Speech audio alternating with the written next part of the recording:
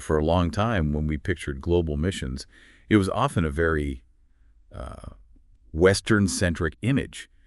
But the reality on the ground, well, it's been shifting in a really significant and frankly fascinating way. Absolutely. What's truly remarkable is this fundamental change in who is sending missionaries around the world.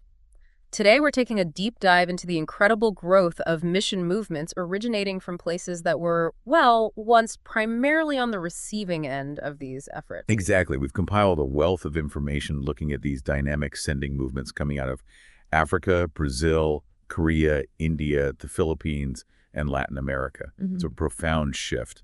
Nations that were once mission fields are now sending out their own missionaries globally. Right. It's quite something. So for you, our listener, the aim of this deep dive is really to explore this transformative story. We want to understand the historical context that set the stage, the key factors that have propelled this growth, the current trends we're observing, and the unique characteristics that define these vibrant new mission movements. It's a crucial perspective that offers, as you said, a potentially surprising view of the global Christian landscape. Okay, let's unpack this, starting with Africa. The historical narrative is so dominated by European missions to Africa. It's almost the default image, isn't it? It is. It really is. And initially, the outward missionary zeal that characterized those European efforts didn't immediately take root in the newly established African churches. There wasn't an automatic, transition to an outward focus. That's surprising, given the huge impact of Western missions.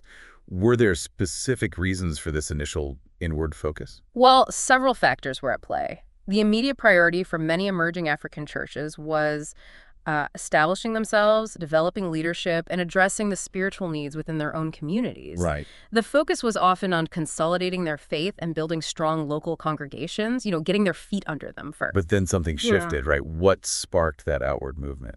The 1950s marked a turning point with the rise of national initiatives focused on creating truly indigenous African expressions of Christianity. Then, the wave of independence movements in the 1960s brought about a surge in local leadership across all sectors, including the church. This newfound sense of ownership was pivotal. It ignited revivals in places like Burundi and Zululand, and we saw widespread evangelistic movements emerge in, say, Zaire and Nigeria, driven by Africans reaching their own people.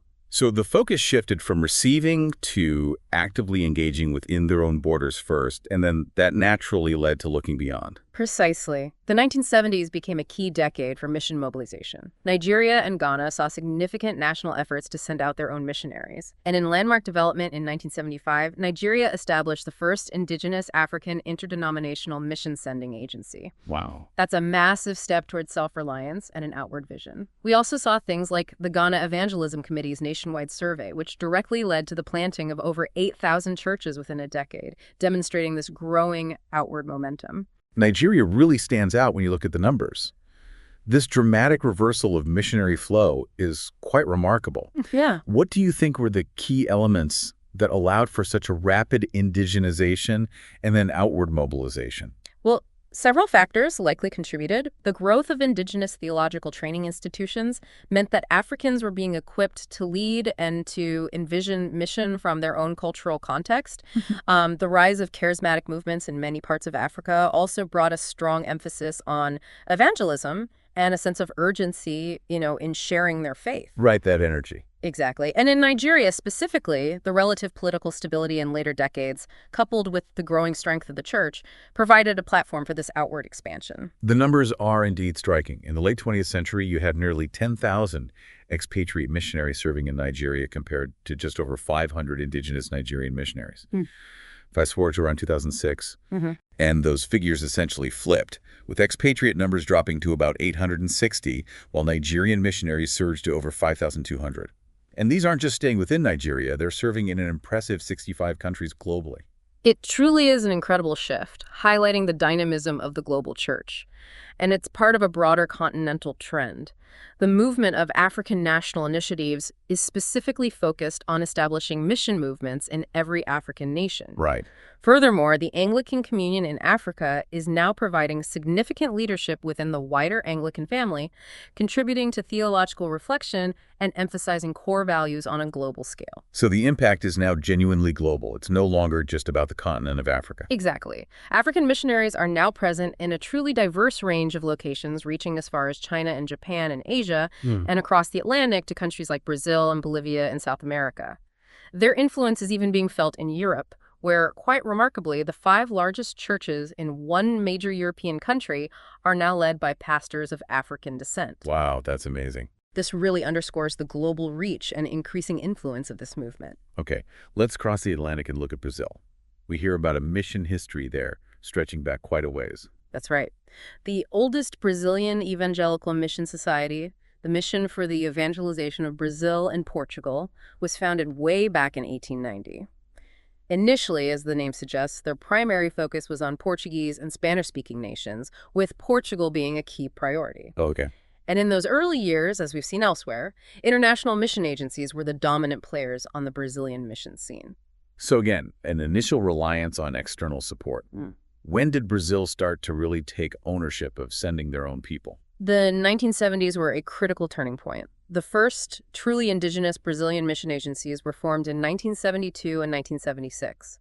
These provided vital new avenues for Brazilians who felt a call to cross-cultural missions, but didn't necessarily align with the structures or priorities of the existing international organizations. Right, giving them options. Exactly. This gave Brazilian Christians more direct pathways to pursue their missionary aspirations. So we see this emergence of indigenous agencies. Let's delve into the key factors that really fueled this subsequent growth in Brazilian missions. Several factors converged. Political stability within Brazil created a more conducive environment. Interestingly, the military regime in power at the time adopted a relatively hands-off approach towards evangelical activities. The increasing forces of globalization also played a role, as did the continued presence and sometimes catalytic influence of international mission agencies. Okay. Crucially, there was a deliberate and effective effort to recruit young Brazilians for cross-cultural mission service, and the 1974 Lausanne Conference on World Evangelization had a significant impact, casting a global vision for many. And conferences often serve as major catalysts for mobilizing people, don't they? Absolutely. The promotion of evangelization and mission conferences, particularly the COMEBAM conference in 1987, COMEBAM standing for Ibero-American Missions Cooperation, was pivotal in uniting and energizing the Brazilian mission movement. The emergence of strong, nationally recognized, mission-minded leaders and the encouragement from some foreign missionaries for greater Brazilian participation also added significant momentum. The numbers really illustrate this impressive growth trajectory. They do. From just 595 Brazilian missionaries in 1972, the number grew dramatically to 4,754 by the year 2000.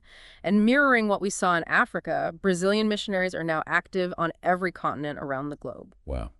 What are some of the defining characteristics we see in Brazilian mission organizations? They tend to be deeply rooted in local churches with a strong emphasis on church planting as a primary goal in their mission fields. Many operate as what are known as faith missions, meaning they rely on prayer and financial support from individuals and local churches rather than large institutional funding. What's particularly interesting is the more recent development of a more holistic approach to mission. While church planting remains central, organizations like the Antioch Mission are increasingly incorporating community development initiatives and educational projects alongside their evangelistic efforts, recognizing the multifaceted needs of the communities they serve. It sounds like the future for Brazilian missions is very promising. Indeed. A growing and more stable economy allows for increased financial support from Brazilian churches. We're seeing more and more churches actively engaging in sending their own missionaries, and there are expanding opportunities for quality pre-field training for those going out. All of these factors position Brazil to play an increasingly vital role in global missions in the years to come. Now let's shift our focus to Korea. The growth of Korean missions is often described as nothing short of explosive. That's an entirely accurate description. The sheer scale of growth in a relatively short period is staggering. From a modest 93 missionaries in 1979, that number ballooned to an estimated 16,000 just 3 decades later. 16,000. Wow. And these missionaries are serving in an incredible 168 countries around the world. What was the initial spark that ignited such rapid expansion? Well, the primary driving force has been the remarkable revival and sustained growth of the Korean church itself. Ever since the Great Pyongyang Revival of 1907, the Korean church has experienced significant and ongoing growth in numbers and spiritual vitality, and that deep spiritual energy naturally overflowed into a passionate commitment to global missions starting in the late 20th century. And it seems like the student mission movement played a particularly significant role in this mobilization. Absolutely crucial. Mission Korea, which is a powerful coalition of 11 influential campus ministries and 24 overseas mission agencies, has been instrumental in identifying, training, and mobilizing college students for cross-cultural mission. Their annual mission conference, which began in 1988, has grown to become the largest student mission conference in all of Asia, regularly attracting over 5,000 students every 2 years. This demonstrates a deep and continuous commitment to raising up the next generation of Korean missionaries.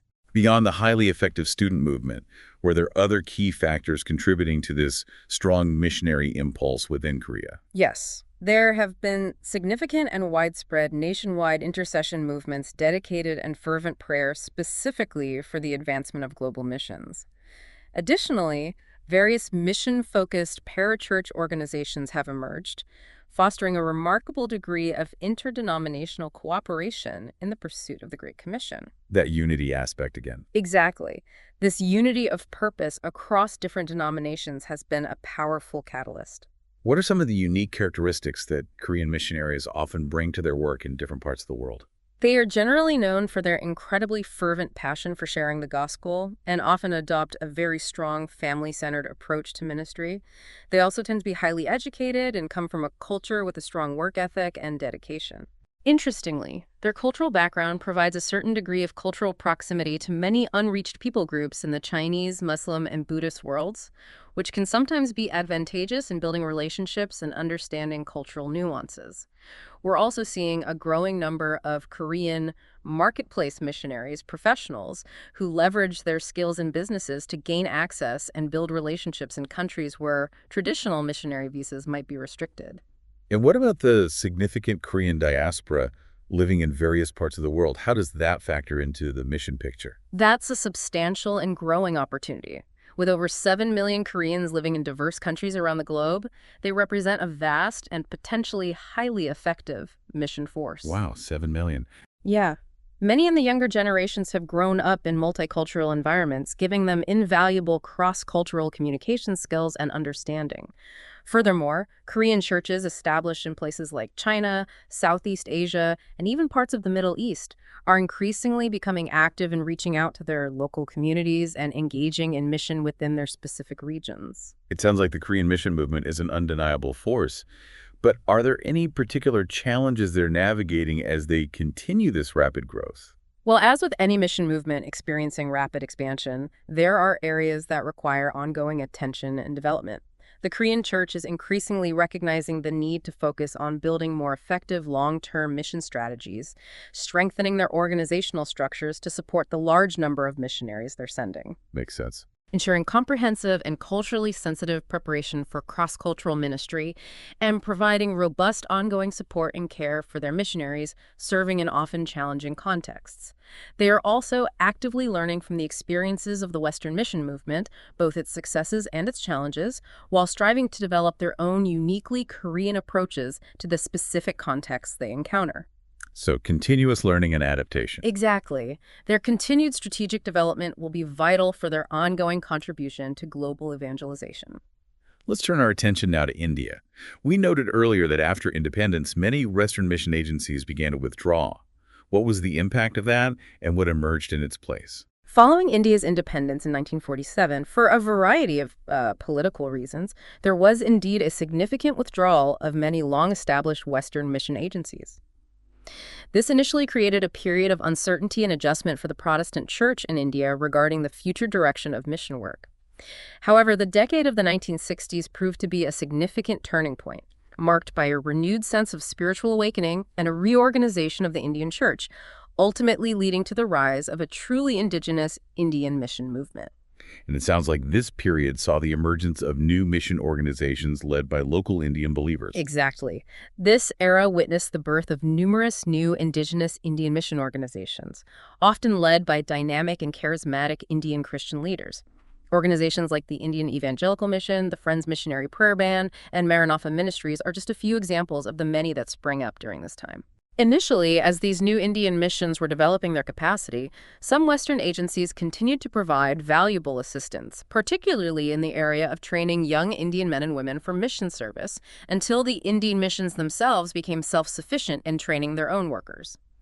Many of these early Indian missionaries were pioneering evangelists who traveled extensively throughout the country, often facing significant challenges. It's fascinating to hear about the sense of unity that seemed to develop across different Christian denominations and traditions within India around this shared mission. It is quite remarkable. During this period of growth, mission-minded individuals and churches from a wide spectrum of denominational backgrounds, theological perspectives, and cultural traditions discovered a surprising and powerful unity centered around their shared commitment to the Great Commission. That's powerful. This unity was a key factor in the formation of the India Missions Association, or IMA, in 1977. Starting with a modest 5 founding member organizations, IMA has since grown to become the largest national missions association globally, currently encompassing over 220 member organizations that collectively send out nearly 50,000 Indian missionaries. 50,000, that's huge. That speaks volumes about their unified commitment to mission. Initially, what were the primary target groups for these emerging Indian mission efforts? In the early stages, many Indian mission groups, drawing on the models of Western Protestant missions, focused primarily on proclaiming the gospel among remote tribal communities, marginalized populations, and those living in poverty. Relatively fewer efforts were initially directed towards reaching the majority people groups within India. However, over time, as the Indian mission movement matured and gained experience, its scope broadened significantly. Indian mission agencies began to engage in community development initiatives and started to intentionally reach out to other segments of Indian society, including youth, the educated middle class, the wealthy and influential, the growing Indian diaspora living abroad, and even foreign nationals residing in Indian cities. Given India's incredible internal diversity, it presents a very unique context for mission. How does that impact their sending strategies? India's immense linguistic, ethnic, cultural, and religious diversity means that even today, a significant portion of Indian missionary efforts involves cross-cultural ministry within India itself, with missionaries moving between different linguistic regions and cultural groups within the nation's borders. Right, mission at home, essentially. In a way, yes. But alongside this strong focus on internal mission, there is a growing outward vision. As the Indian church continues to mature and new generations of leaders gain a broader global perspective, there's an increasing commitment to looking beyond India's borders towards the task of world evangelization. It sounds like the India Missions Association has played a vital role in coordinating and supporting these diverse mission endeavors. Absolutely. Specialized networks have emerged within IMA to address specific mission challenges, such as the Neighbors Network, which focuses on building relationships and sharing the gospel with Muslim communities, Bandhu Seva, which works among Hindu communities, the Urban Ministries Network, and various other networks addressing specific needs like Bible translation, theological education, and member care for missionaries. Oh, very specialized. IMA has deliberately fostered an environment that unites member organizations representing a wide spectrum of the Indian church, encouraging networking, synergy between different agencies and individual workers, and overall unity in the pursuit of both national and worldwide evangelization. Now, let's move on to China. We've heard a lot about the remarkable growth of the church there. What can we say about their missionary efforts? The growth and increasing maturity of the church in China, both numerically and in terms of its theological depth, is indeed a well-documented and remarkable phenomenon. Correspondingly, the mission efforts originating from Chinese churches have been steadily gaining momentum and influence. A truly significant milestone was the first Chinese Congress on World Evangelization, held in Hong Kong in 1976, shortly after the Lausanne Congress. Ah, yes. This event marked the clear emergence of a distinct Chinese mission movement.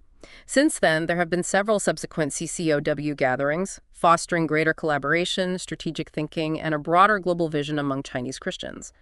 Notably, the 7th CCOWE was the first to be held on mainland Chinese soil, with approximately 3,000 attendees gathering to celebrate the 200th anniversary of the arrival of the gospel in China and to recommit themselves to fulfilling the Great Commission. It sounds like there has always been an inherent global vision within the Chinese church, even amidst periods of intense pressure. Yes, the mission vision of Chinese churches has historically demonstrated a global scope.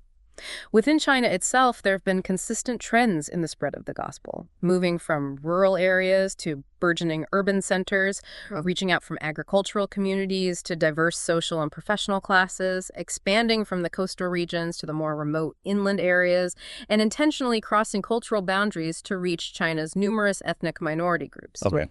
But their vision extends beyond national borders. We're seeing a growing trend of successful business people from China who, as they establish communities and networks in various global locations like Bangkok, New York, Rome, Lima, Moscow, and Johannesburg, are also taking the initiative to plant churches within those overseas Chinese communities. The Back to Jerusalem movement is a particularly compelling and widely discussed aspect of Chinese missions, isn't it?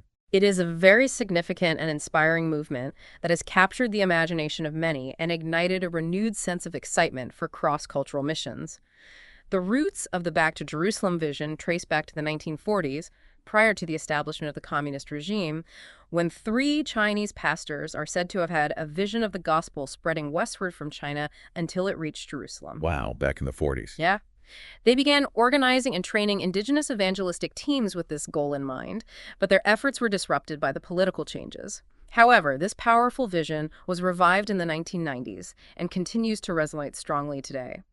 Currently, BTJ represents a loosely connected network of diverse initiatives involving Christians both within and outside of China, all united by the overarching goal of sending missionaries from China to evangelize and establish new Christian communities in the regions situated between China and Jerusalem, particularly along the ancient Silk Road. That encompasses a geographically and culturally complex part of the world. What are some of the specific challenges and considerations for this movement? The movement recognizes the immense spiritual and cultural realities of the regions they are targeting, acknowledging the need to be prepared to engage with deeply entrenched strongholds of Islam, Hinduism, and Buddhism. It's estimated that approximately 90% of the world's unreached people groups reside within the very geographical corridor that the Back to Jerusalem movement is focusing on, 90%. highlighting the immense scale and the significant spiritual challenges involved in their undertaking. Turning our attention to the Philippines, it seems like their unique economic and social circumstances have profoundly shaped their approach to global mission outreach. That's absolutely correct. In the past, the Philippines' relatively less robust economy did present certain limitations for large-scale financial investment in traditional global mission endeavors. However, what has emerged as a truly significant and transformative catalyst over the past few decades is the remarkable phenomenon of Filipinos seeking work abroad. The OFW phenomenon, right? Exactly. Currently, an estimated 1/10 of the entire Filipino population lives and works in some 197 countries around the world. This widespread global diaspora has unexpectedly become a powerful and dynamic engine for planting Filipino churches and spreading their faith across the globe. So the very factor that might have initially seemed like a potential constraint has actually blossomed into a unique opportunity for mission. Precisely. Recognizing the significant trend and the potential it held, in March of 2005, key Filipino mission agency leaders and denominational mission executives convened to develop an ambitious and strategic plan. Their goal was to intentionally raise up hundreds of thousands of what they termed tent makers, individuals who support themselves through secular employment, while also actively engaging in Christian ministry alongside more traditional missionaries. Okay, tent makers. All with the aim of reaching and discipling the least evangelized peoples of the world. Their strategy is built on 2 key prongs. First, to equip and empower existing Filipino churches in other countries to become vibrant frontline mission bases within their local contexts. And second, to proactively encourage and equip churches and denominations within the Philippines to identify and train members who are planning to work abroad, preparing them to also serve as effective tent makers in their new host countries. That kind of large-scale mobilization requires a significant degree of coordination and infrastructure, doesn't it? It does indeed. To effectively engage this vast global Filipino church, strengthening and expanding existing mission networks is absolutely crucial. The National Missionary Trainers Network plays a vital role in this by coordinating training efforts across various denominations and agencies and establishing recognized minimum standards for tent makers. They conduct modular and contextually relevant training programs both within the Philippines and in an increasing number of overseas locations, often working in close partnership with ministerial fellowships and denominational structures in those countries. The training materials are specifically designed to be practical, adaptable, and easily reproducible for the average Filipino working overseas. They also prioritize the training of trainers to further multiply their reach and impact. Additionally, a dedicated website serves as a central information hub for seminars, conferences, and mission training resources. Are there other key networks that are actively supporting this impressive mobilization effort within the Philippines? Yes, several other vital networks are actively involved, including the National Youth Missions Movement, which focuses on mobilizing young people for mission service, Kairos Prayer Movers, which is dedicated to prayer mobilization in support of missions, and the Member Care Network, which provides crucial support and resources for those engaged in ministry, both at home and abroad. Furthermore, they've established religious bloc-specific networks like M2M, which focuses on ministry to Muslims, B2B, which aims at building bridges to Buddhist communities, and H4H, which equips individuals to be harvesters for Hindu communities, allowing for more targeted and culturally sensitive ministry approaches to these diverse religious contexts. Finally, let's turn our attention to Latin America. It sounds like they had a slightly different entry point into the global mission scene compared to some of the other regions we've discussed. That's an interesting observation. At the landmark 1910 missionary conference held in Edinburgh, Scotland, Latin America was notably absent from much of the discussion regarding world evangelization. This was largely due to the prevailing perception that because of its dominant Roman Catholic presence, it was not considered a primary mission field in the same way as other regions. Ah, okay. Seen as Christianized already. Sort of. However, in 1916, a significant meeting was convened in Panama City, primarily involving North American Protestant missionaries, with the specific aim of addressing the need to reach this forgotten continent. This event is often regarded as the initial spark that ignited a broader awareness of Protestant missions within Latin America itself, a movement that experienced significant and sustained growth in the latter half of the 20th century. And Kamidam seems to have been a truly pivotal moment for the development of Latin American missions on a global scale. Absolutely. By the 1980s, key Christian leaders across Latin America recognized a growing passion for mission within their churches and felt the time was right to channel this energy into a more coordinated and collaborative global effort. The first COMIBAM, which stands for Cooperation Missionera Iberoamericana, or Ibero-American Missions Cooperation Congress, held in Brazil in 1987, was a watershed moment. Brazil again. Yes, it brought together mission leaders and representatives from most countries in Latin and Central America, as well as Spain and Portugal, hence the Ibero-American designation. At that initial gathering, the Latin American mission movement comprised approximately 60 organizations with an estimated 1,600 cross-cultural missionaries. What were the key motivating ideas and commitments that emerged from that first COMIBAM Congress? By the conclusion of that truly historic gathering, the delegates made a powerful and unified commitment to be a light for the Gentiles, embracing the call to bring the message of salvation to the ends of the earth. Two core ideas deeply fueled their motivation. The first was a profound realization that Ibero-America was in the process of transitioning from a mission field to a mission force. That phrase again. Signifying a fundamental shift in their self-perception, no longer just recipients of missionary efforts, but now active participants in reaching the unreached globally. The second powerful idea was a clear declaration of their reliance on the Holy Spirit rather than on material resources, boldly paraphrasing Zechariah 4.6 with the resounding statement, "Neither by dollars nor computers, but with my Spirit," said the Lord. Wow, that's a bold statement.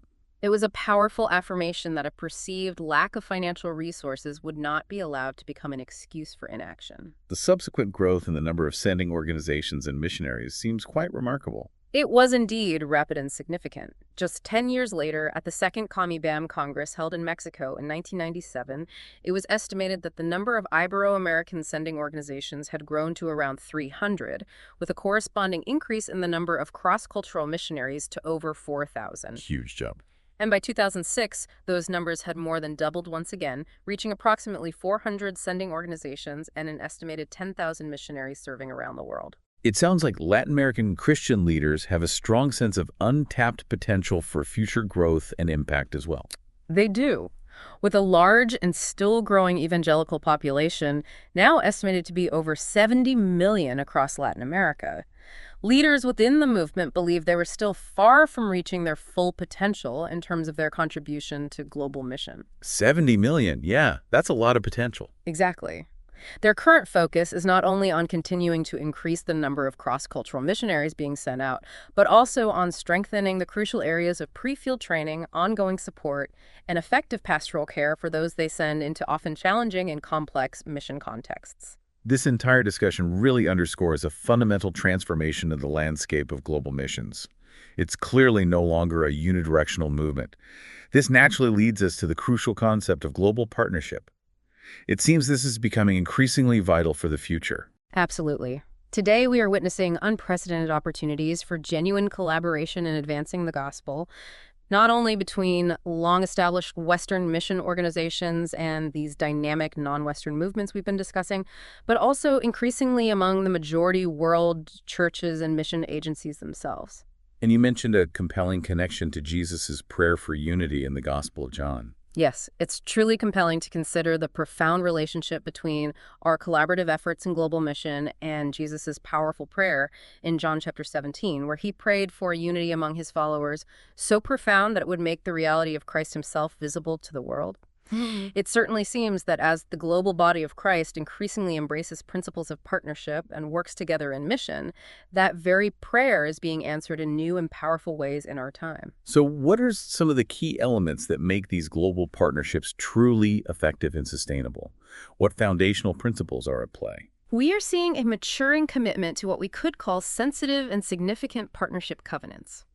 Several key reasons contribute to their success. Firstly, the initiative for partnership needs to be rooted in genuine relationship, built on sustained trust and mutual understanding, rather than simply rushing into organizational agreements to achieve immediate tasks. Relationship first. Exactly. Secondly, cross-cultural wisdom is absolutely essential. A deep understanding and respect for cultural differences, avoiding any subconscious imposition of one's own cultural values and norms. Thirdly, effective partnerships are built upon clearly defined common goals, where all partners share a commitment to the same objectives and recognize their mutual needs and the potential for greater fruitfulness through collaboration. Makes sense. And finally, accountability and ongoing evaluation are crucial for nurturing and strengthening partnerships over the long term, allowing for open communication about effectiveness and the flexibility to make necessary adjustments before misunderstandings or strains can develop within the relationship. It sounds like it's fundamentally about mutual respect, shared purpose, and a commitment to ongoing communication. Are there any specific biblical principles that really underpin this kind of healthy cooperation in mission? There are indeed. The Apostle Paul, in his second letter to the Corinthians, particularly in chapter 8, lays out some timeless and incredibly relevant principles for better cooperation within the body of Christ. One key principle is the idea of giving to God first, and then to one another, recognizing that a spirit of self-giving and generosity is at the very heart of true partnership. Another is the principle of serving rather than seeking to command or control, emphasizing the importance of working side by side as fellow servants in the Lord's work, avoiding any sense of hierarchy or domination. Then there's the principle of giving rather than clinging to ownership, pursuing partnership with a focus on rejoicing in the success and growth of others, rather than simply seeking to expand one's own influence or territory. That's a good one. And finally, the principle of mutual benefit and equal worth, recognizing that each partner, regardless of their background or resources, brings something valuable and needed to the table, fostering a sense of equity and complementarity within the partnership. So by intentionally embracing and implementing these principles, we can move towards a more unified, effective, and ultimately more faithful global mission effort. Exactly. By embracing these ancient yet ever-relevant ways of relating and working together, we come to a deeper and more practical recognition of our shared membership in the church, the global body of Christ. This fundamental understanding leads us to become more effective, more sustainable, and ultimately more faithful in fulfilling the mission that God has entrusted to us together. So to bring our deep dive to a close today, it's undeniable that we've witnessed a monumental and truly inspiring shift in the landscape of global missions. We've explored how Africa, Brazil, Korea, India, the Philippines, and Latin America, once primarily considered recipients of missionary efforts, have emerged as vibrant and dynamic sources of missionary sending in their own right. Yes, and it's so important to remember that these movements are incredibly diverse, each shaped by their own unique historical contexts, cultural nuances, specific motivations, and innovative strategies for reaching the world. There's no single template here, but a rich tapestry of approaches. And as we look to the future, the increasing emphasis on genuine global partnerships, rooted in mutual respect, clearly defined shared goals, and those foundational biblical principles we discussed, seems absolutely vital for the continued advancement of world evangelization in an increasingly interconnected world. This raises a really important and thought-provoking question for you, our listener. What do these significant trends suggest about the future landscape of global faith? How will this increasing diversity in mission leadership, theological perspectives, and outreach methodologies shape the way people around the world take ownership of sharing their deepest beliefs? What new questions or perhaps even areas of personal exploration has this deep dive sparked for you as you consider the ever-evolving and truly global story of faith in our time?